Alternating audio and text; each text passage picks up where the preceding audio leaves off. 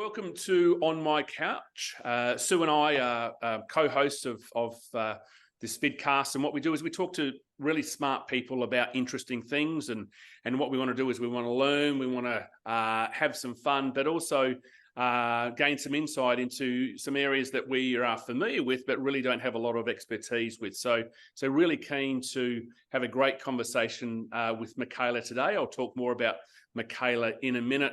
For those that haven't come across this vidcast before, my name's Damien. I'm the founder and owner of OMC Group, and what we do at OMC Group is we help people work better together. So we focus on leadership and culture and strategy, but the end game is how do we help people work better together. My co-host is Sue. So Sue, what's your story in line with our theme of today? Thanks, Damien. So my story is I've had a 30-year-old career with in commercial property, doing mainly marketing, facilities, sustainability, and property management. And for the last 5 or 6 years, I've sort of been out doing bits and pieces, I suppose, or having one of those, I think they call them portfolio careers these days. So on a couple of boards as well. I do a little bit of consulting, and generally, like you, Damien, very interested to learn from interesting people about their stories and what they're doing, because I think there's a great opportunity for us always to be better as individuals, whatever career or passion that we follow. Yeah, cool, terrific. And Michaela's with us today. So Michaela Andreyev is the founder of the Story Keeper. So a little bit about Michaela, and I'll get you to tell your story in a minute. So since January 2024, in January 2024, you'll be celebrating 2 years as the principal of the Story Keeper. So that's pretty cool. But prior to that, a pretty impressive and varied career. So producer with ABC Radio, general manager East Street Communications in Adelaide, operations Random House Group in Sydney, international sales and marketing manager, sales operations manager, and special sales manager for Random House in London.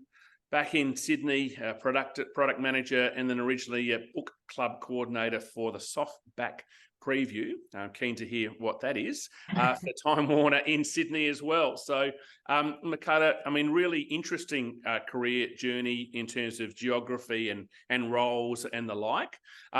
Maybe start off.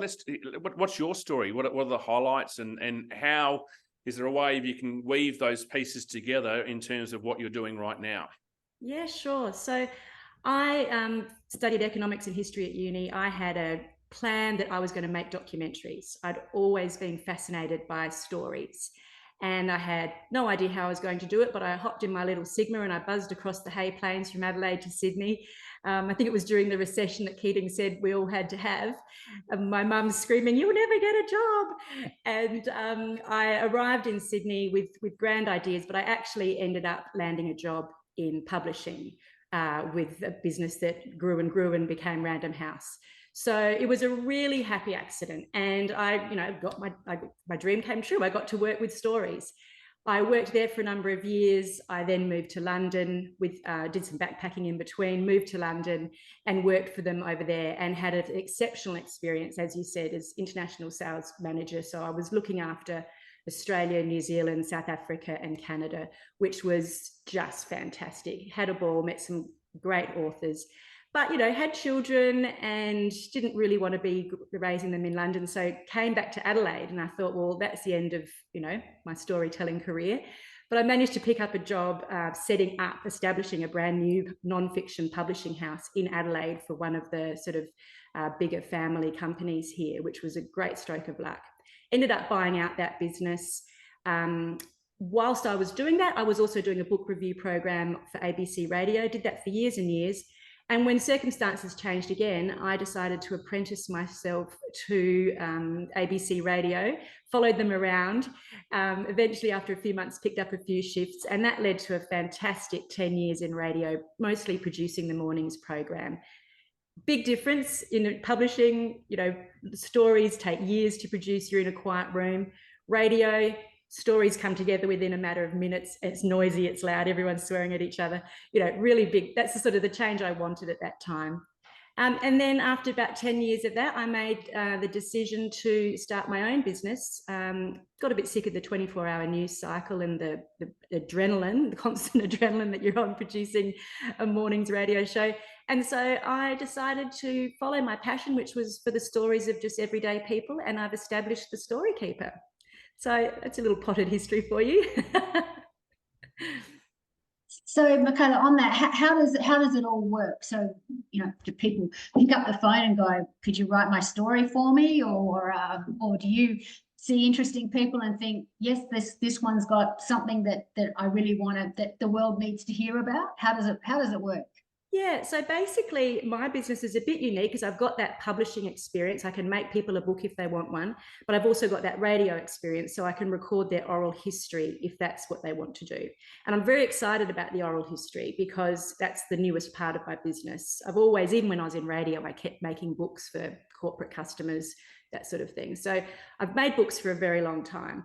I'm excited about the oral history because, for one, it's quicker for people to do. People say, "Oh, Mum, write the family history." But Mum hasn't got the time, she hasn't got the energy, she hasn't got the words, she just doesn't even know where to begin, she's overwhelmed, it never happens, and all that history is sort of lost.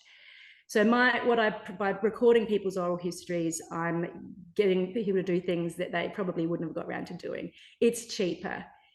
A book, you've got to print it, you've got to typeset it, a whole load of things. It's a lot more fun, it's a lot less stress for everybody. And most importantly for the family or the people who commission me to do this, they've got the person's voice. So it's how they say your name, it's how they laugh, it's how they cry, it's how they pause. So generally speaking, I'm commissioned by families to record the oral history of their loved one. And I guess what makes me a bit different from a few other people out there doing it is that it's very bespoke. I don't have set questions that people answer. I do a lot of pre-interviewing. I establish, a 2-hour interview that really follows a beautiful trajectory. I weave in music. I take my voice out so you don't hear someone asking the question. And I put about 100 or more photographs with it. So it's not just their voice. So it's a massive production. It's a ton of work. It's combining all that history that I've just told you about that I've had in creating a good story for that family that can be used for lots of different purposes, but conversation starter, all sorts of ways that people use them. So yeah, my clients, I don't find them, they tend to find me. Word of mouth seems to be the strongest way. A client usually leads to another client or two. I don't publish their stories anywhere. So I'm not looking for those stories for my purposes. I give them that story, it's theirs, it's private, and off it goes. And wow, can I ask it's amazing. Sorry, James, go. Yeah, sorry. And so what do they do then once they've sort of generally, the sort of the purpose is to record their story and then you hand it over to them? Do you have a sense of what they do with them? Yeah, well, I like to hear back from people what happens. So, just one example, a woman wanted to record the story in particular of her parents because they died young and her 4 daughters didn't know the story of their grandparents. And so that was a 2-hour interview, lots of photographs, and of course some other things came into it. Anyway, she sat down with her 4 daughters, popped it up on the television. It's like a PowerPoint with her speaking to it. So when she talks about Mum, a picture of Mum comes up. When she talks about Auntie Sue, a picture of Auntie Sue comes up, that kind of thing. And apparently this family sat there for 4 hours, not 2 hours, because they pushed pause and they had more questions for Mum about, what it was all for. Other people have had, then they've had their 50th wedding anniversary. And so I've cut little parts of their interviews up for them. They've come back to me and said, "Can you just get that ending? We're going to play that at the 50th for everyone to watch." Presumably people might want to do it for funerals as well. I haven't had any of my clients die yet, as far as I know, so I don't think that's been necessary. That's a good sign. Yeah, a couple of them are in their 90s, but they're going strong. And yeah, so there's all sorts of purposes, and I give people just the voice recording as well as the one with the images. So if they want to use the voice for different things, they can. Yeah, it's many and varied. I'm sure the way families enjoy them together. They've saved them. One of them's not showing them, and they're leaving it until they've died. They don't want to share the information until they've passed. There's a lot of ways people share these and use these interviews. Okay, cool. And do you do corporates as well? I'm guessing there'd be a lot of corporates that would be interested, particularly founders of business and entrepreneurs that would like their story recorded as well. Yeah, absolutely. I have done some of that. Some of them want film with that, which is, you know, a much more expensive proposition for the client. It's also more limiting, I feel, that you really, it's harder to edit film. Anyway, putting that aside, yes, I do have corporate customers. My favourite one is Lutheran Care, which is a very big charity down here. And I've interviewed a number of their long-term volunteers. They have been done as a gift to thank these volunteers who've been, you know, volunteering for 20 and 30 years. Some of them working 4 and 5 days a week as volunteers. And then we've also used those to create corporate pieces that have been used at conferences and website and around the place. And they're a great repeat customer. So yes, I have done a bit of that corporate work as well. Great. Julie, did you have a question that you wanted to ask? Yeah, so I've been looking at there's a company that you may have seen on Facebook that does it's out of the UK, and they send a question to a family member each week on an email, and the idea is the family member then writes the response to that question, and there's a question every week, and at the end of the year they collate the story obviously into a book. So it's obviously something that people now are really interested in is capturing those, because I think maybe the world just moves too fast. Is that, you know, is that what Absolutely. you find as their motivation, is that people are just looking to sort of just pause and go, wow, let's think about our family or think about our business? Yeah, absolutely. And I've got a friend who did one of those with their mum, and their mum's really a bit of a writer. She has written a book before. So she really took to it, and it's lovely, and you can put pictures in, and it's great that, you know, with new technology, these things can be automated. I think the appetite for it is growing. I'm really impressed by how my business has been growing. There's a lot of interest out there. I guess we've always lived in uncertain times, but, you know, now as much as ever, and people do just want to capture, I don't know, different times. In some ways, a lot of the stories that I've heard remind me that times have always been pretty tough. So a lot of people, I think, are drawing inspiration from how their grandparents got through the Depression, the Holocaust, war in Europe. I don't know, I guess, yeah, the appetite's growing for all sorts of different reasons. But personally, I just find elderly people, because they're generally the people that I'm speaking to, just so interesting. And if you slow down and listen, which is not the experience of elderly people these days, they are usually corrected, interrupted, you know, told to hurry along, asked to be silent. If you just stop doing that, you get some amazing stories. I'm really amazed by some of the stuff I've heard. They're fabulous. And then we might come on to the components of a storyteller and what makes a good story in a minute. But if we sort of just continue on that mode in terms of from a business perspective, you know, how did you get into the business, and what was the trigger that helped you see this as an opportunity for you? Sure. I had been, as I said, you know, producing the mornings program. I'd been getting a little tired physically and mentally of what I was doing. Yep. Loved it, always loved it. But I got long service leave. First time ever, very excited. And so I decided to take those 3 months and really think about what else I could do. And in that time, a friend of mine contacted me and she said, look, Dad's been diagnosed with a very aggressive dementia. Can you write his life story for us? And we looked at all the costs and it was just going to be prohibitive. And I said, hang on a minute, I've got a microphone, I can record him, let's do this. So it wasn't, you know, the best recording I've ever made, and he was going downhill fast, but we got him. Wow. And I just thought, this is a business, you know, and I lost my mum when I was in my 30s, and I've got emails of hers and photographs and things, but I don't have her voice, you know, I don't have how she said my name, and I would love that. And it all just came together. I've never had more certainty. You know, I was thinking, oh, you know, I could do this, I could do that. And my husband had suggest things. None of them. I was like, yeah, I don't think that'd work. And this was go. So I just went out, I got the good equipment, I started, and I called up the ABC, you know, and said, I'm leaving. And incidentally, I still go back and do shifts there quite regularly when they've got someone off sick or whatever, just keep my hand in. Yep. But yeah, and my friends were all like, yep, this is, they were, yes, this is a goer, this is going to happen. And yeah, and I haven't looked back. So you're lucky if you get that sort of certainty every now and then when you're making a big change.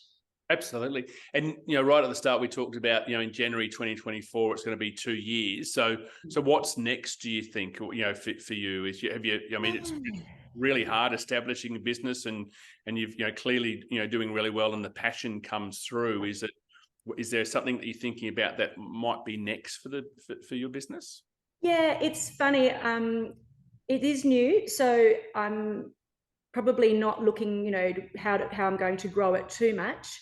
My problem is I'm just so interested in everything. So, you know, I write speeches for my friends. I'm always doing something. I think my problem is what not to do next. Just stay focused on the business and just keep refining the product. Yep. You've got to be constantly out there. I, you know, give a lot of presentations about my work to people. So yeah, just keep rolling along. I'm really happy. So right. Good. So in terms of sort of business, coming back to the business question, do you think that how would you do storytelling inside a business, and what would be the opportunities to sort of that connection with staff and engage staff? How could you sort of take the theory of the storytelling and then apply it in a business environment? Look, I think it's so important. It's not as obvious as other functions in a business, you know, other roles obviously you need in a business. People don't always think about what's the role of storytelling in our business, but it's fundamental. And when you think about it, you'll see it everywhere. It's what are we doing? Why are we doing it? Why should I care? As leaders, we, particularly in business, you know, we should be remembering that people need to know why they work for you and why to buy your product. And they can just help people. You can be a better leader, I think, if you're prepared to tell your story and to be a bit vulnerable. And I'll just give you an example. You know, back at the start when I was working for Random in Sydney, the publisher there was called Judith. And one of the people my age, we were all early 20s, she went to Judith and she said, oh, I want your advice. You know, I'm thinking of changing my name from Kylie to Lee. I just don't feel like I'm a Kylie. I think I'm a Lee. And Judith said to her, I think you should definitely go for it. Don't hold back. She said, when I was your age or a bit older, I wanted a promotion at work. And I went to the big boss and I said to him, you know, I want the promotion. This is why I want it. And I also want you to stop calling me Judy. I'd like to be known as Judith. And, you know, what she was obviously doing there was she was saying, I don't just want the job. I want you to see me differently. And basically then she was basically saying the same thing to Lee. Sorry, I've just had some people come home with the dog just jumped on me. Sorry about that.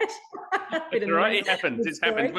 We're all on our couches. We're all on our couches. Exactly. Yeah, couch with the dog. Anyway, so she was telling Kylie a story about why she should, you know, make this decision and make this change. And, you know, as leaders, that's just so important.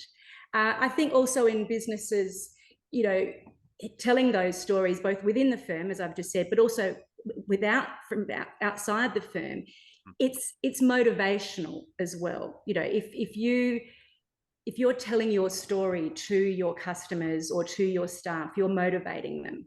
And, you know, I sort of think of, like, you know, Shakespeare and Henry V, where Henry V didn't just go and say to the people of England, look, I'm your king, go and kill the French. You know, he told a story. He basically said, once more unto the breach, dear friends. He said, we've been doing this for centuries. Your grandfathers did it. Your fathers did it. It's your turn. Become a part of the story.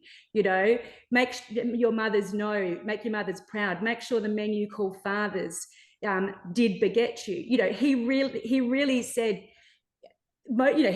there is a reason why you need to be here. And they went and outnumbered and, defeated everyone at Agincourt. It's telling people why, what they're a part of.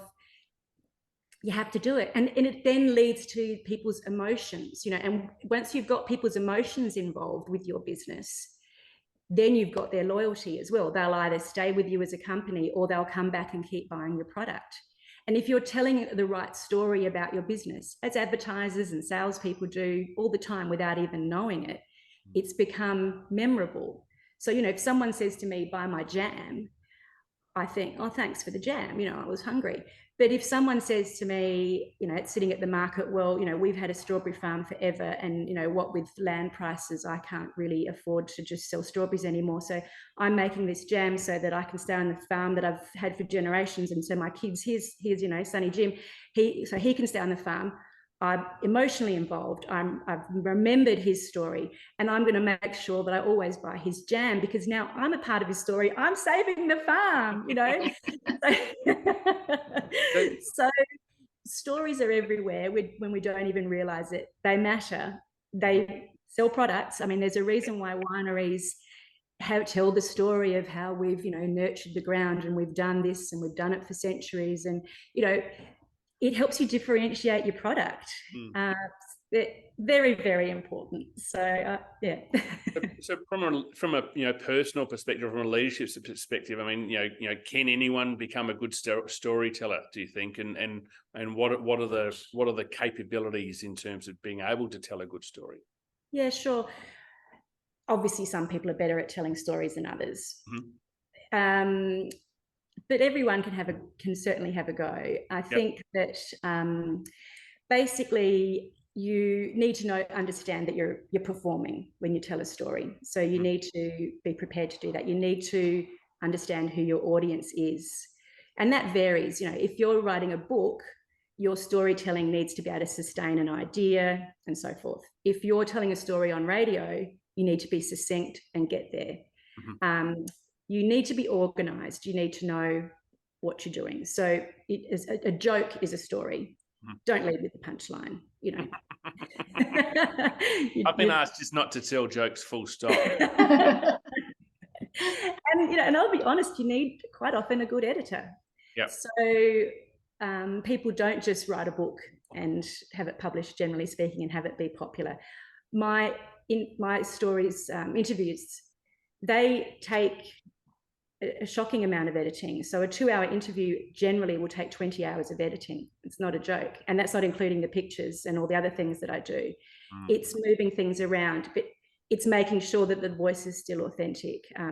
Good editing really does help with a good story. So they're probably some of the things you need to be a good storyteller.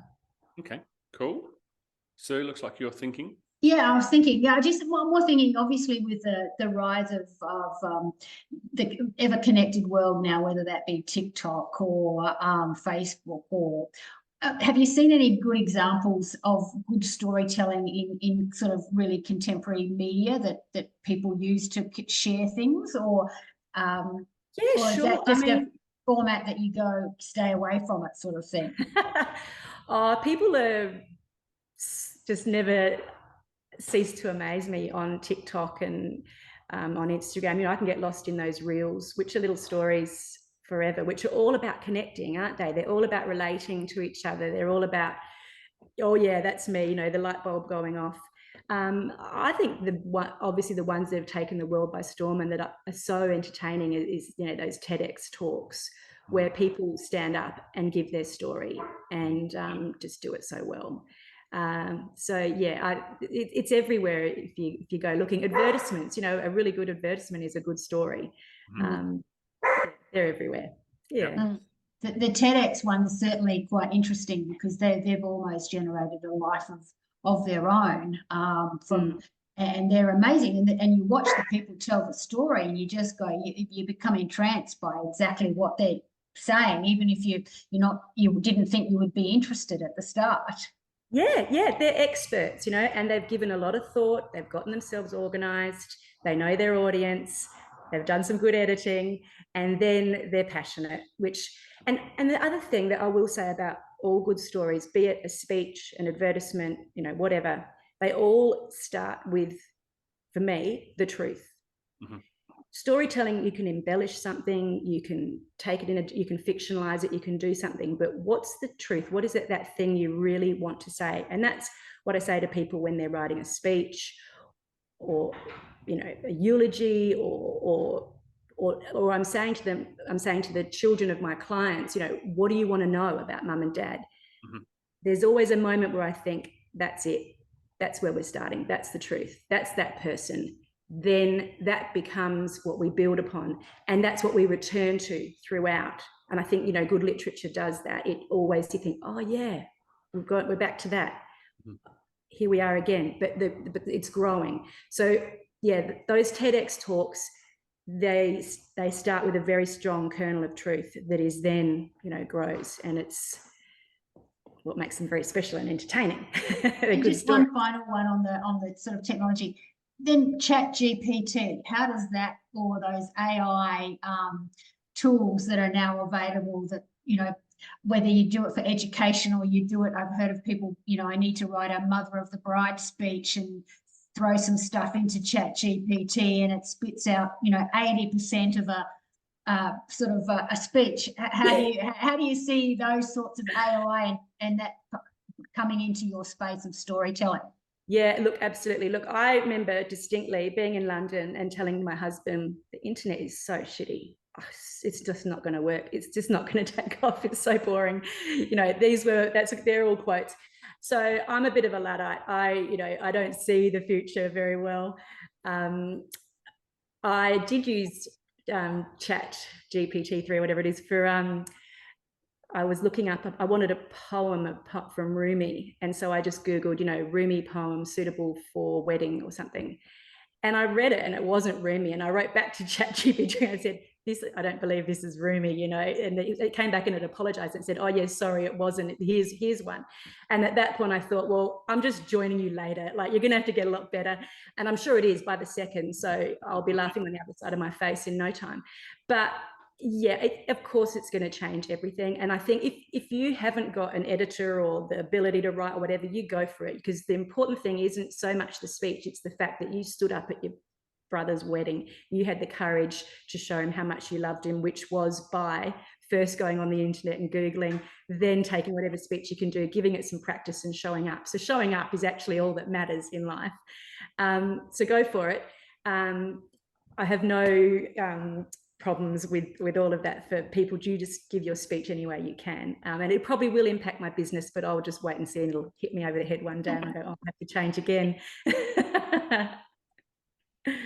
And we could keep on going, but I'm really conscious of time. A couple of questions just to sort of start the wrap up, if you like. So, if you think about, I mean, you've always almost like been a storyteller throughout your whole career, right? So, what do you know now that you wish you had have known when you first started? Well, yes, I have been lucky because I have loved all of my work, and when it's been time to move on for various reasons, I've been able to. So there is that. I think I wish that I had agonized less over things. If I was going to talk to my younger self, I would definitely say that. I think something I've really learned is that there isn't a right or a wrong way to go about telling a story or any choice you make in life. The important thing is to make a decision. And then just make it the right decision. Just do your best to make it right. Don't worry about, there is no higher right or wrong out there. Nobody's watching. I probably would have apologized less, because I have a habit of apologizing for things I'm not even responsible for. And then, you sort of end up being everyone's handmaid, fixing things. And I probably would tell my younger self, you're never stuck. And I'd tell that to anyone. You're not stuck. Things change. That boss that you never thought would quit will quit. You'll change. And just be ready for it, because it'll happen. Life will have a marvelous way of working out. And that, if my stories and my interviews that I've done has taught me anything, it is that life works out, doesn't stop. Thank you. What a great way to end our discussion. As I said, we could have kept on going. There's a few things more things that I'd love to explore, but really conscious of time. Sue, what was your takeaway? What did Michaela get you thinking about? I thought that the beautiful thing that amazed me is how you were able to touch so many people and help them to bring their story to life, because they probably don't think they're that interesting. Your ability to be able to say, actually, you do have a story to tell, that must make them feel wonderful. And that, to me, was a takeaway, is you're fortunate how many lives you can influence and touch. So thank you. Yeah, it was really lovely to hear those stories. Oh, thank you for seeing that, because you're spot on. They really love it when they realize they do matter, and it's fabulous. Thank you. And which is fantastic, and a nice, segue. If people want to use your expertise and tap into your services, how do we get in contact with you? Sure. So people can just go to my website, which is thestorykeeper.com.au. Yep. I'm on Instagram, which is, Michaela _the_story_keeper or whatever. Better just to find that on my website, I think. Or they can just give me a call. Again, the number is at thestorykeeper.com.au. Terrific. Hey, and thank you so much for your time. Really, as Sue said, super impressive, and it's a really interesting space in which you're working, but also, more importantly, have an impact in terms of other people's lives. So thank you very much for joining us today on our couch. Sue, great to see you again. So Sue and I are part of the OMC group team, and as I said, what we do is we help people work better together. So our website is omc-group.com.au. So if you're interested in working better together, then reach out and make contact with us as well. Michaela, Sue, thank you so much for your time. Pleasure. Bye. James. See ya.